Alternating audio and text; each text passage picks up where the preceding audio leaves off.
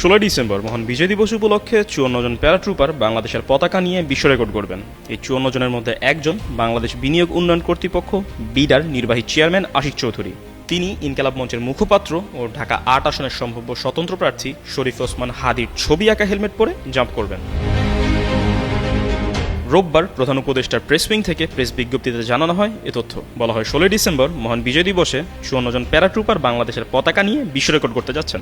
এই 54 জনের একজন হয়ে বিরাট চেয়ারম্যান আশিক চৌধুরী ওসমান হাদির ছবি আঁকা হেলমেট পরে জাম্প করবেন। সরকারি এই বিজ্ঞপ্তিতে ওসমান হাদিকে বলা হয় স্বাধীনতা ও সার্বভৌমত্বের ভ্যানগার্ড। একই সাথে তার দ্রুত সুস্থতা কামনা করা হয়। এই আয়োজন মূলত বাংলাদেশ স্বাধীনতা 54 বছর উদযাপনের অংশ। এই দিনে সর্ববৃহৎ পতাকা প্যারাশুটিং দেখবে বিশ্ব। বেলা 11:40 থেকে টিম বাংলাদেশের 54 জন প্যারাট্রুপার স্বাধীনতা 54 বছর উদযাপনে পতাকা হাতে প্যারাশুটিং করবেন।